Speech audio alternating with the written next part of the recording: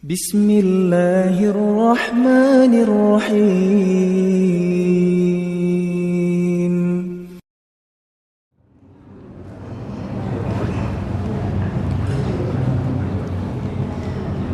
Assalamualaikum warahmatullahi wabarakatuh. Alhamdulillah, alhamdulillahilladzi an'amana bi ni'matil imani wal islam wa a'tana lisana bi afsahil kalam. Asyhadu an la ilaha illallahur rahman wa asyhadu anna muhammadan abduhu wa rasuluhul kiram.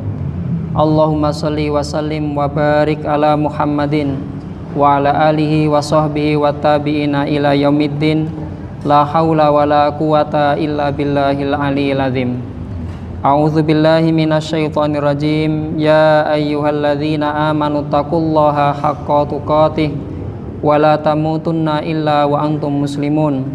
Wa qala aidan laqad kana lakum fi rasulillahi uswatun hasanah liman kana yarjullaha wal yaumal akhir wa dzakarallaha katsira. Shadaqallahul azim. Rabbi shrah li sadri wa yassir li amri wahlul 'uqdatam min lisani yafqahu qawli. Allahumma iftah alaina futuhal arifina bi hikmatik wanshur alaina rahmatak wa dzakirna manasina ya dzal jalali wal ikram. Bapak Ibu jamaah salat maghrib rahimakumullah, mari kita bersyukur kehadirat Allah Subhanahu wa taala. Hanya karena pertolongan Allah, nikmat Allah, hidayah Allah, kita dipertemukan pada malam hari ini bermajelis ilmu dalam rangka menambah bekal supaya apa yang kita yakini benar, apa yang kita amalkan sesuai dengan petunjuk, dan akhirnya selamatlah kita dalam perjalanan di dunia, terlebih lagi nanti ketika di akhirat. Salawat serta salam semoga tetap tercurahkan kepada beliau Nabi Muhammad SAW. Beliaulah teladan agung kita, di mana Allah Subhanahu wa taala dalam surat Al-Ahzab ayat 21 menjamin melalui firman-Nya, a'udzubillahi minasyaitonirrajim, laqad kana lakum fi rasulillahi uswatun hasanah liman kana yarjullaha wal yaumal akhir wa dzakarallaha katsira. Yang artinya sungguh benar-benar telah ada pada diri Rasulullah itu suri tauladan yang baik bagimu, yaitu bagi siapa saja yang dia mengharapkan rahmat Allah dan kedatangan hari kiamat kelak, serta dia banyak mengingat Allah.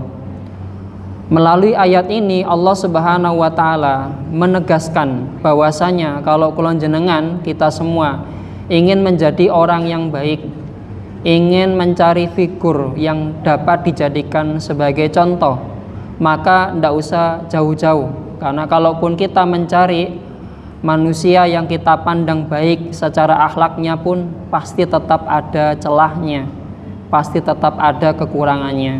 Hanya kepada Rasulullah kita akan menemukan contoh-contoh yang baik. Beliau sebagai seorang nabi, sebagai seorang rasul, pribadi beliau sebagai seorang kepala rumah tangga, sebagai seorang suami, sebagai pemimpin, sebagai tetangga, sebagai guru. Kita mengambil contoh terbaik daripada Rasulullah.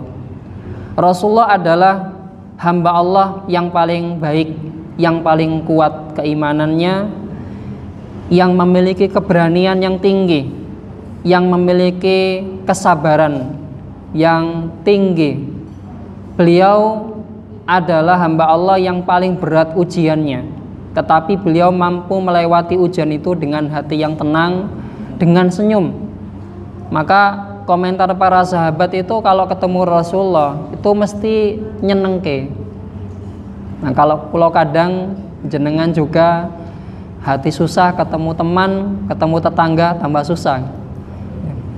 Lah ini kalau para sahabat itu hatinya susah atau ada satu masalah, ingin mendapatkan wejangan, ingin mendapatkan nasihat, maka dengan memandang wajah Rasulullah saja itu sudah seakan hilang masalahnya. Ya. Itu pribadi Rasulullah. Apa contohnya? Dalam dalam hal keberanian disebutkan dalam perang Hunain ya, dalam kisah perang Hunain ya, sebagaimana juga kesaksian para sahabat. Ali bin Abi Thalib mengatakan, ketika perang Badar, ku perhatikan diri kami ini ketika perang Badar. Maka dalam perang Badar itu kami itu berlindung pada Rasulullah. Pada Rasulullah itu kan panglima, pemimpinnya. Biasanya kalau dalam peperangan justru pemimpin yang dilindungi. Nah, para sahabat ini juga merasakan ketenangan, keamanan itu pada diri Rasulullah. Ya. Beliau Nabi Muhammad, kata Ali bin Abi Thalib, adalah orang yang paling dekat dengan musuh. Ya.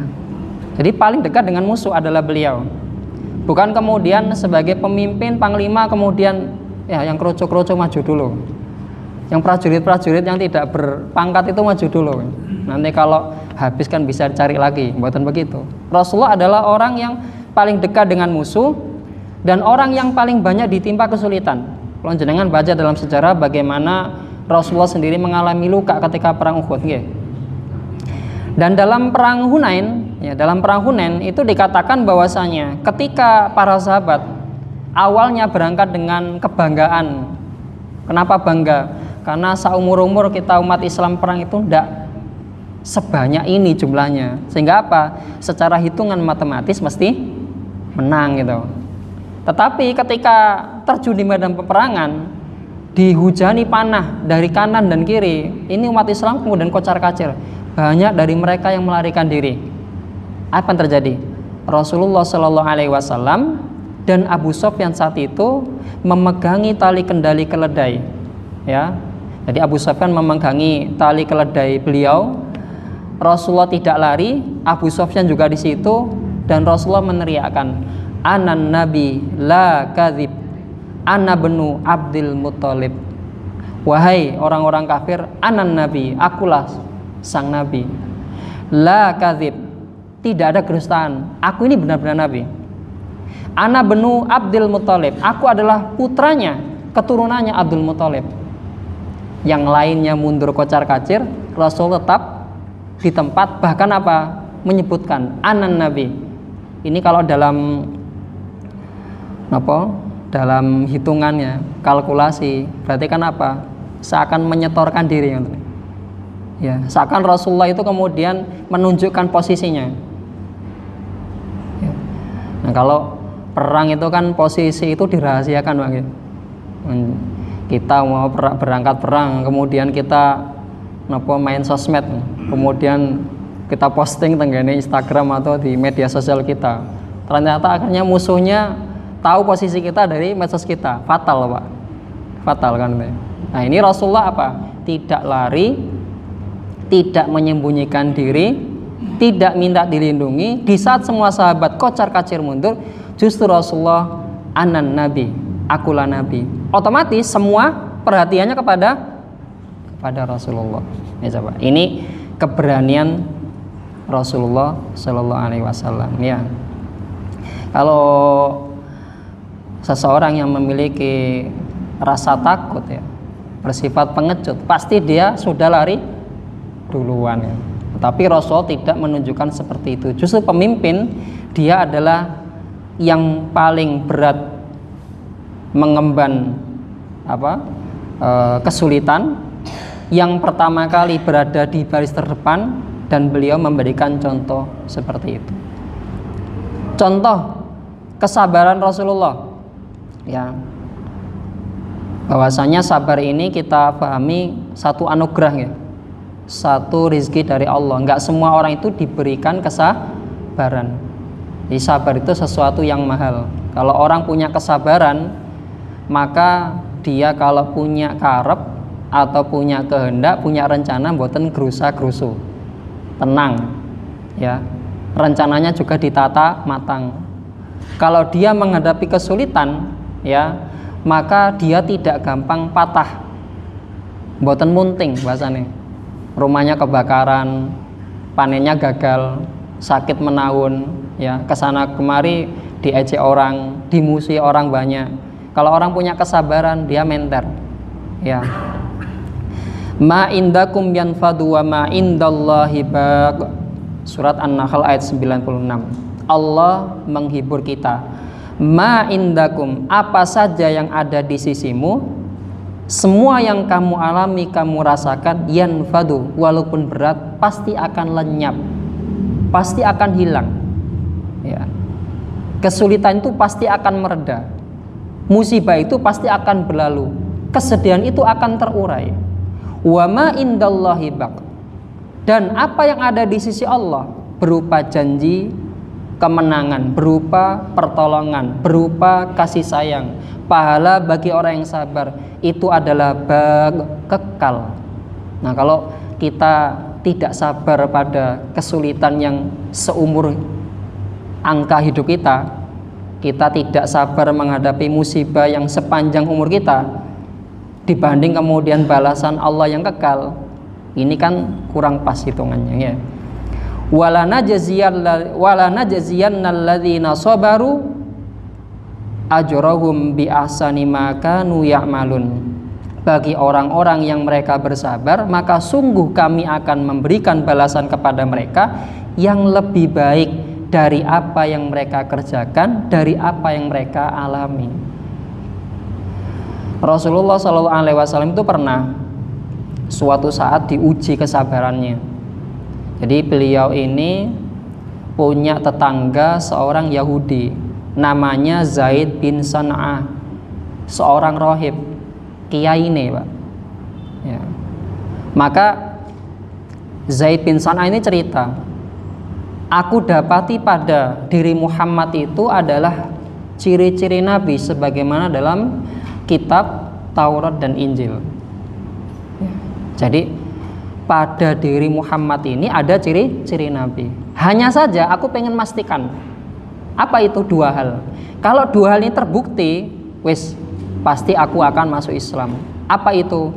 Aku ingin membuktikan, satu, apakah kesabarannya mendahului amarahnya atau amarahnya mendahului kesabarannya. Dua, kalau dia dizolimi orang lain yang bodoh ini nggak ngerti, orang awam. Karena kalau orang yang ngerti, orang yang berilmu tidak mungkin menzalimi Pak. Kalau dia disakiti orang lain yang awam, yang bodoh, maka apakah kesabaran bertambah-tambah, berlipat-lipat, atau kesabarannya makin habis? Kadang-kadang kita tahu ada ungkapan, kesabaranku sudah habis. Jadi kesabaran ada batasnya. Ya, Zaid bin San'ah ingin menguji itu. Yang pertama, apakah kesabarannya mendahului amarahnya atau amarahnya mendahului kesabarannya? Mungkin kalau orang amarahnya mendahului kesabarannya, disakiti, kesenggol titik, langsung marah-marah. Tapi kemudian begitu tahu kalau itu tonggone dewe, akhirnya diempet sabar. Tapi kadung muring-muringnya metu Pak. Ya, sudah kadung kacanya pecah ya, sudah kadung babak belur ya, dipukuli gitu. Tapi begitu tahu itu anak polisi ya, kemudian sabar direm Pak. Amarahnya lebih dulu daripada kesabarannya. Jadi saya ingin buktikan apakah sabarnya lebih dulu daripada amarahnya atau sebaliknya. Yang kedua, kalau dia disakiti, digarai, apakah kesabarannya itu tetap ada, bertambah-tambah atau habis. Nah, suatu saat Rasulullah ketika bersama para sahabat ini didatangi oleh seorang Arab pedalaman mengendarai unta ya. Setelah sampai di hadapan Rasulullah ya, kemudian matur, ya Rasulullah, sesungguhnya saya ini datang dari kampung yang jauh. Saya ini adalah orang yang berhasil mengislamkan mereka. Saya ini membujuk mereka agar masuk Islam. Alhamdulillah masuk Islam. Cuman sekarang saya menjumpai masalah, Bi. Apa masalahnya? Dulu saya katakan kepada mereka, aslimu, Islamu. Nanti kalau kamu masuk Islam, hidup mesti enak, rezekimu mesti lancar. Bisa, kalau kamu masuk Islam, kamu nggak akan disia-siakan hidupnya oleh Allah. Ya, yang miskin jadi kaya gitu. Yang belum nikah dapat jodoh gitu. Kenapa? Karena Allah ridho. Islamlah, nanti kamu hidupnya akan enak. Lah sekarang Bi, ternyata di kampung saya itu ada musim paceklik. Ya, gagal panen semua. Saya itu khawatir. Apa yang dikhawatirkan? Mereka rombongan murtad. Kenapa begitu? Mereka menjumpai kebalikan dari apa yang saya sampaikan. Mereka dulu kan masuk Islam agar makmur, agar kaya, agar tercukupi. Sehingga motifnya motif dunia. Begitu mereka mendapati kesulitan, nanti mereka akan, wah ternyata saya ditipu. Akhirnya apa? Murtad rombongan katanya gitu. Kan ada orang-orang yang seperti ini nggih. Mboten saged dicacat. Wong ini kadar iman seseorang itu beda-beda kan gitu. Ya. Maka ya Rasulullah, tolong bantu saya sekiranya jenengan mau mengirim bantuan kepada mereka yang dengan itu menguatkan iman mereka, tidak jadi murtad. Maka Rasulullah kemudian memandang Ali bin Abi Thalib dan bertanya, wahai Ali bin Abi Thalib, apakah dalam Baitul Mal itu masih ada harta tersisa? Ali bin Abi Thalib mengatakan, ya Rasulullah ngapunten mboten wonten, sudah habis dibagikan. Ya, kalau zamannya Utsman luwe-luwe Pak. Kalau zamannya Nabi juga masih kekurangan, tidak ada ya Rasulullah. Ya, maka kemudian Zaid bin San'ah maju mendekat dan mengatakan, wahai Muhammad, bagaimana jika engkau menjual kepada aku kurma dari kebun tertentu dan nanti akan dibayar dengan waktu tertentu, maksudnya utang, tak silise ijolono kurma gitu Pak. Ya, kurma tertentu dari kebun tertentu dengan pembayaran tertentu. Maka Nabi tidak senang, utang kok nggak jelas. Nabi mengatakan, jangan kamu katakan begitu, katakan saja kurma dengan takaran sekian, sejumlah sekian, nanti dibayar dalam tempo ini, dalam waktu ini. Ya, kalau hutang piutang hadami manusia, yang jelas itu. Maka kemudian Zaid bin Sa'ad mengatakan, baik, saya jual kepadamu sekian takar kurma. Saya hutang kamu dengan untuk harga sekian takar kurma. Kemudian dikasihkan, Rasulullah memberikan kepada orang Arab kampung itu 80 dinar emas. Dari mana itu? Hutangan. Nah, berlalu beberapa hari sebelum tempo pembayarannya jatuh ya. Ketika Rasulullah bersama dengan Abu Bakar, bersama dengan Umar, Utsman dan Ali dalam perjalanan hendak takziah, lah kok dihadang sama Zaid bin San'ah, kerah bajunya ditarik, ya, kerah bajunya ditarik, kasar. Kemudian apa? Zaid mengatakan, hei Muhammad, tidakkah kamu ingat kamu punya hutang sama saya? Ya, aku iki wis kenal orang Bani Abdul Muthalib itu wataknya nunda-nunda bayar hutang. Padahal sudah jatuh tempo atau belum? Belum. Aku itu kenal banget orang keturunan Abdul Muthalib itu suka nunda-nunda bayar hutang dan dibayar gitu. Nah, saat itu Umar yang berada di samping beliau marah. Ada orang kemudian memperlakukan Rasulullah seperti ini. Dihardik sama Umar, wahai musuh Allah, engkau perlakukan Rasulullah seperti ini. Seandainya aku tidak khawatir menyinggung hati Rasulullah, pasti pedang saya itu sudah menebas leher kamu. Itu. Apa yang dilakukan Rasulullah? Nggak mboten kemudian sekalian mboten Pak. Rasulullah kemudian mengatakan kepada Umar, wahai Umar, tenanglah, wahai Umar, sabarlah, ada yang lebih baik. Aku dan orang ini lebih membutuhkan yang lebih baik daripada itu. Apa itu? Cukup kamu katakan kepada aku untuk berbuat ihsan dalam membayar hutang, dan kamu nasihati dia kalau nagih hutang ya sing apik. Aku nggak butuh, ini nambah masalah ini gitu. Maka kemudian Rasulullah mengutus Umar bin Khattab, wahai Umar, ajak dia bayar sesuai daripada hutangnya, tambahi 20 sok kurma. Umar kan kemudian bisik-bisik, ya Rasulullah kok ada tambahannya? Maka Nabi Muhammad mengatakan, iya, 20 sok ini adalah sebagai penggembira hatinya. Tadi kan sudah kamu hardik, wes mbok seneni. Orang kalau nagih hutang itu kan haknya, kok malah dimarahi? Itu berarti kan apa? Kezaliman. Tambahno 20 sok. Seperti itu. Maka berangkatlah kemudian Umar bersama Zaid bin San'ah, diberikan ditambah 20 sok. Zaid nggih kemudian heran loh, Umar ini apa? 20 sa ini adalah sebagai ganti rugi karena tadi saya sudah menghardik engkau. Maka kemudian Zaid kagum. Seketika itu dia mengatakan, wahai Umar, tidaklah aku lakukan itu kecuali aku untuk ngetes Muhammad. Loh kok ngetes? Kamu tahu enggak siapa saya? Enggak tahu. Saya itu Zaid bin San'ah. Zaid bin San'ah, rahib Yahudi? Iya. Maka wahai Umar bin Khattab, saksikan ya, asyhadu alla ilaha illallah wa asyhadu anna Muhammad Rasulullah. Dibawa sama Umar menemui Rasulullah, kemudian mengikrarkan syahadat. Islamnya baik, dan Zaid bin San'ah ini ikut peperangan bersama Rasulullah, wafat pada perang Tabuk. Ini kesabaran Rasulullah ya. Kalau kita barangkali sulit ya, belum jatuh temponya dihadang di tengah jalan ya. Ngomong enak-enak kan bisa ya, dihadang tengah jalan, ditarik bajunya, dihardik ya. Aku ini tahu Bani Abdul Muthalib ini sifatnya nunda-nunda bayar hutang, padahal temponya belum jatuh kan itu. Ini kesabaran Rasulullah. Maka jelas nggih bahwasanya ketika Allah mengatakan laqad kana lakum fi rasulillahi uswatun hasanah, sungguh ada pada di Rasulullah itu uswatun hasanah, suri teladan yang baik, liman kana yarjullaha wal yaumal akhir wa dzakarallaha katsira. Orang yang beriman mencukupkan diri kalau pengen cari contoh kepada Rasulullah. Okay. Ada pertanyaan, contoh itu kan ada dua, ada qudwah, ada uswah. Bedanya apa? Kalau qudwah itu kita mencontoh perbuatannya, kalau uswah itu kita mencontoh kepribadiannya.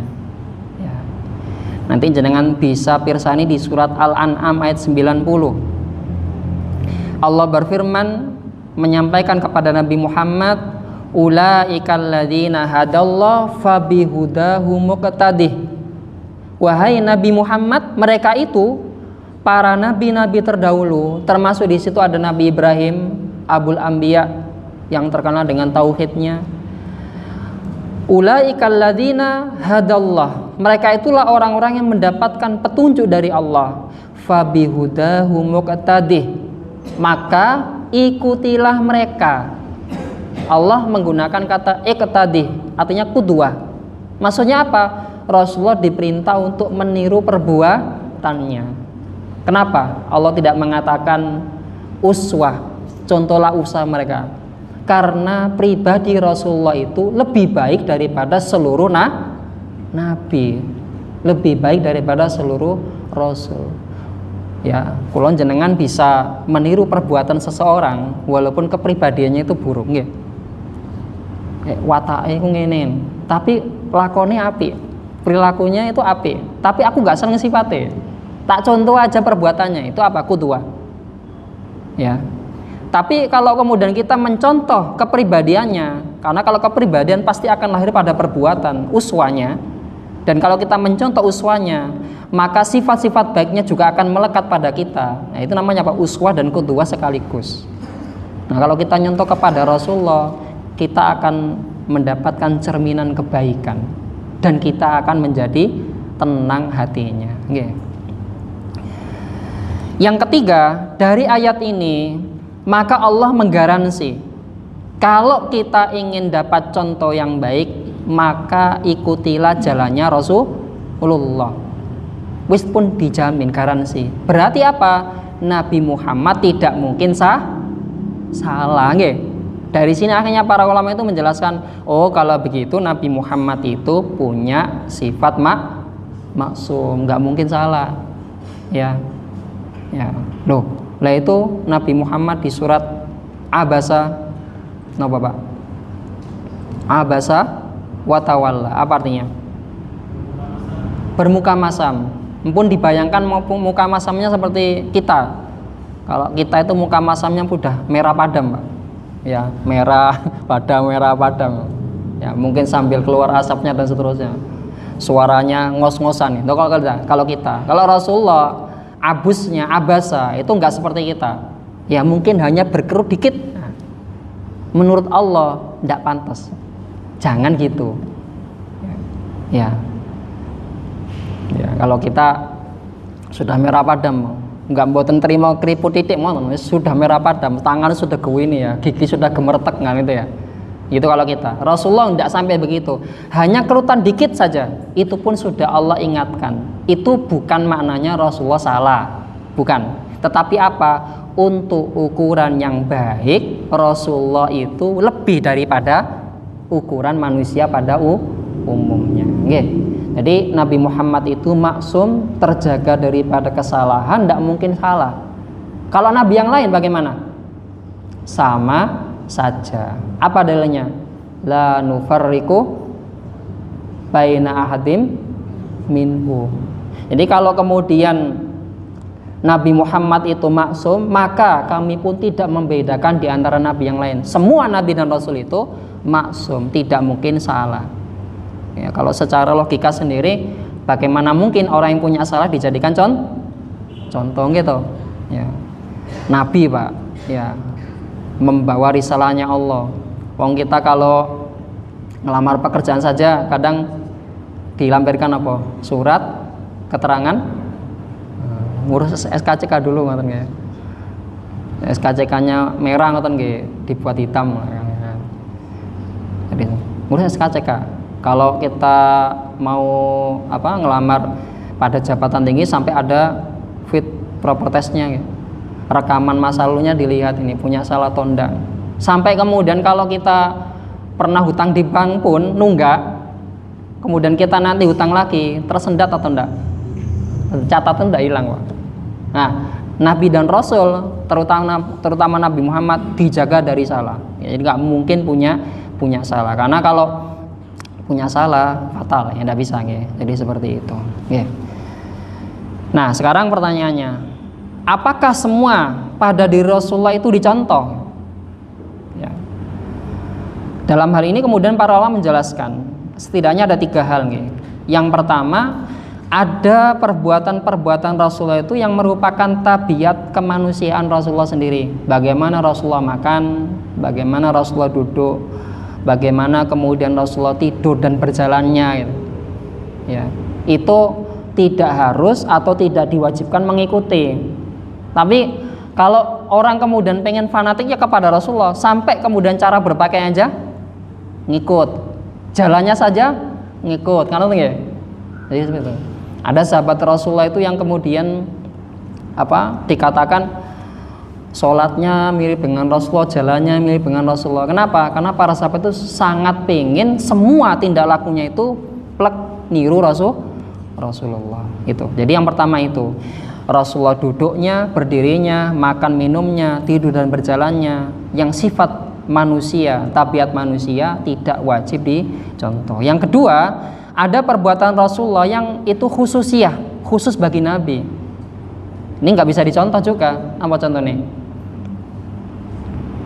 Dalam berpasangan menikah Rasulullah sendiri lebih dari 4 nih. Kalau kalian jenengan maksimal 4 Pak.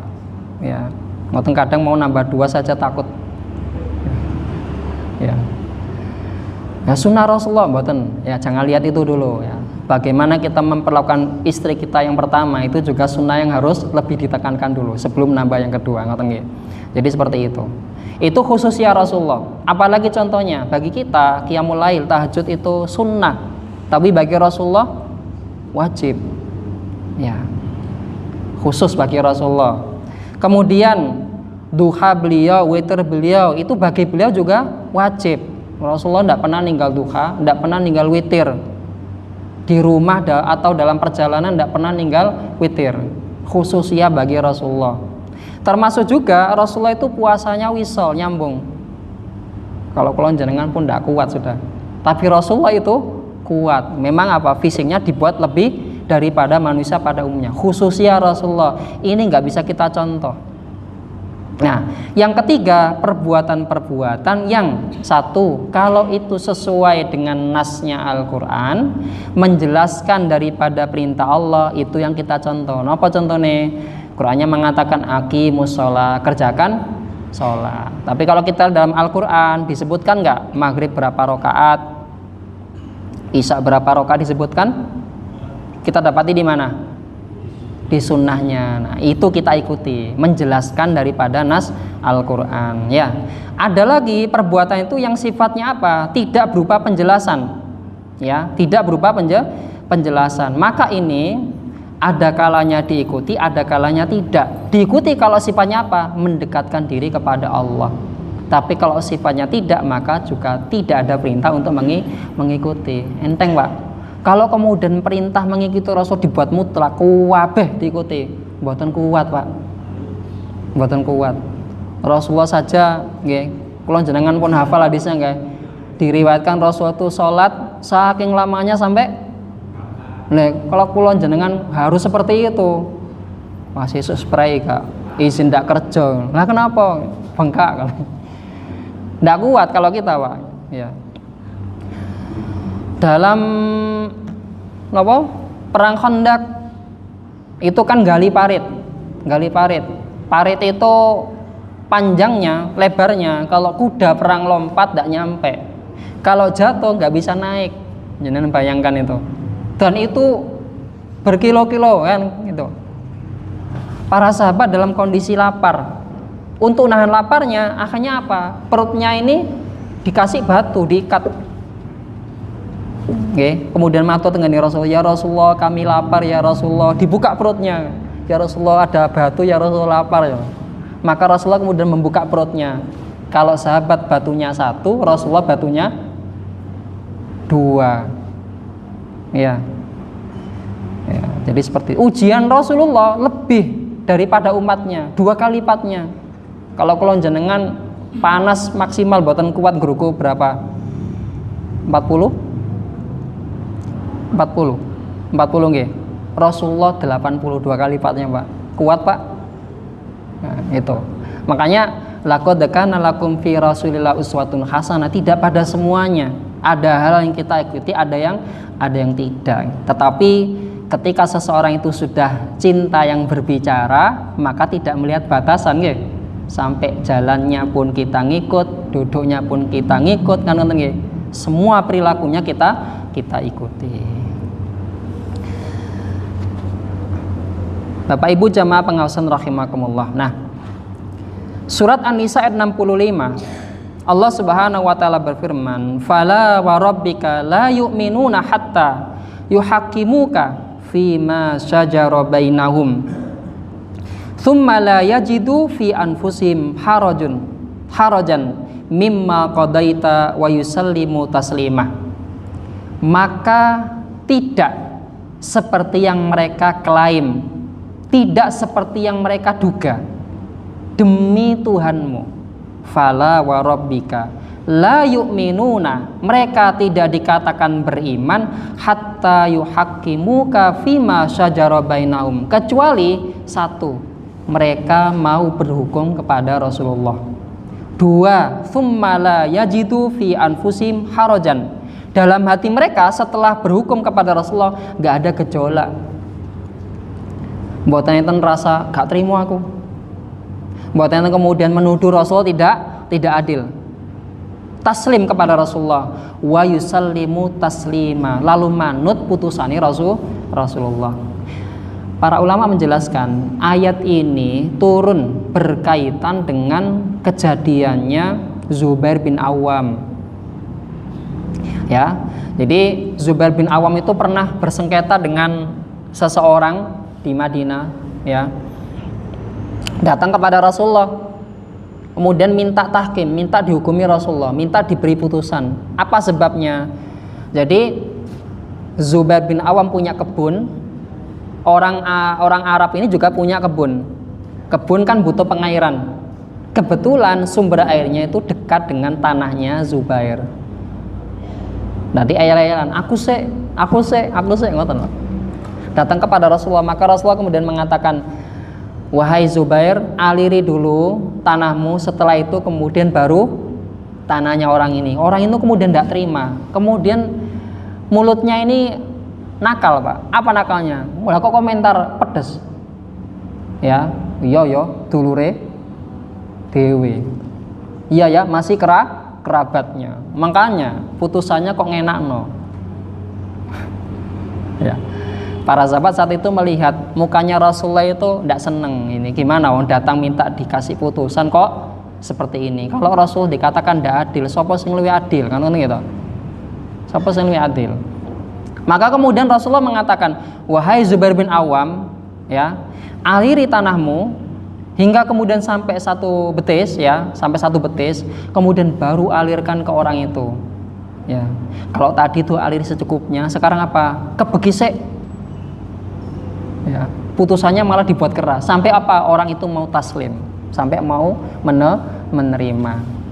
Ya, para sahabat itu juga ada yang buatan terima ngeten Pak. Tapi itu sebagai pelajaran bagi kula jenengan. Kita nggak ketemu Rasulullah. Lalu kalau kita tahkim kepada Rasulullah kemana? Kepada Quran yang diajarkan, kepada sunnah yang ditinggalkan. Kok kemudian sunnahnya mengatakan begini, syariatnya mengatakan begini, kok kemudian tidak terima? Oh, ancene mentang-mentang Nabi Muhammad teko Arab. Akhirnya kemudian kalau buka puasa, iftarnya pakai kurma. Coba lek kemudian di Mojokerto, engkola pakai grundel, buatan terima Pak. Bukan masalah itu, kan ngoten gitu. Bukan masalah itu. Berarti apa?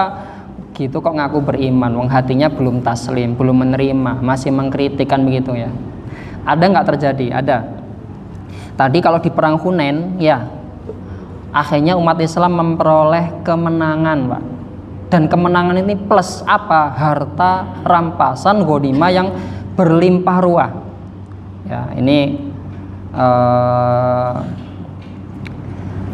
saya baca di sini jumlah ghanimahnya sejumlah 24.000 ekor unta, 40.000 ekor kambing, 34.000 ukiah perak. Ini kalau umpama satu unta nilainya 40 juta, unta dewasa nggih, 40 juta. 24.000 niku senilai 960 miliar. Kata napa gede niki? Kata nggih. 40.000 ekor kambing, kalau satu kambingnya 4 juta, 40.000 itu senilai 160 miliar. 4.000 ukiah perak, ya. Kalau kemudian satu ukiah itu 119 gram, 1 gramnya umpama 476.000, itu sudah setara 19 sekian miliar. Lek di total jumlahnya 1,14 triliun. Banyak. Ya, kula jenengan tidak pernah melihat uang sebanyak itu. Ya. Berarti bayangno aja pun sulit itu. Ada ya, 1,14 triliun. Nah, begitu dapat ghanimah banyak, kemudian lah kok Rasulullah itu membagikan ghanimah itu dibagi habis kepada orang-orang Makkah yang baru masuk Islam. Orang yang tadi itu ketika perang gak ikut perang, justru dia lari ke belakang. Dibagikan kepada kepala-kepala sukunya orang Arab, orang Mekah. Sing apa? Jeripayanya perangnya nggak dapat. Ya. Justru para sahabat Rasulullah yang dari dari Madinah, Ansor itu yang membela Rasulullah, tapi nggak dapat sama sekali. Nah, mulai nih muncul kusak-kusuknya. Rasulullah nggak adil, ngoten. Akhirnya dikumpulkan sama Rasulullah semuanya.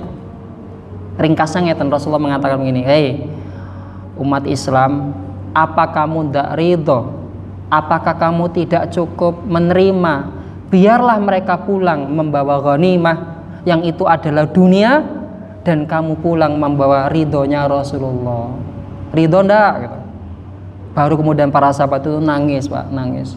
Ya Allah, lapo tadi aku kok bisa ngomong seperti itu? Ya. Kalau kita sulit masuk di situ, Bang. Kenapa? Karena wujud uangnya ndak ada, Pak. Tapi kalau wujud uangnya nyata, ya, kita punya sumbangsi, ya, kita merasa yang berjuang habis-habisan nggak dapat, sudah mulai kusuk-kusuk gitu. Ini jari panitia ini adil. Oh, aku iseng lah seperti itu, Pak. Kenapa? Karena wujud uangnya ndak ada. Kalau wujud uangnya ada, mulai seperti itu. Tapi Rasulullah mengatakan seperti itu. Tanda kamu beriman kalau kamu taslim. Rasulullah menyatakan seperti itu, putusan Rasulullah seperti itu. Ya maka itu yang terbaik. Biarlah mereka pulang membawa harta ghanimah yang banyak. Mereka itu orang yang baru masuk Islam. Mereka butuh dikayakan, butuh dicukupi, dan mereka nggak murtad gitu loh. Kalau kamu kan imannya sudah kuat, kamu pulang dengan ridhonya Rasulullah, itu akhirat itu sudah lebih baik daripada dunia seisinya. Nggih, mugi-mugi kula jenengan diparingi oleh Allah nikmat ya, keteguhan dalam hati sehingga kita bisa taslim, menerima apa yang Rasulullah sampaikan, putusan Rasulullah, mengikuti sunnahnya, berpegang teguh kepada syariat Allah. Makaten apa ingkang saged kula sampaikan, mugi-mugi wonten manfaat itu matang kula jenengan sami. Segala kebaikan tentunya hanya dari Allah, kekurangan hanya dari saya pribadi sebagai manusia. Akhirul kalam, ihdinas siratal mustaqim. Wassalamualaikum warahmatullahi wabarakatuh.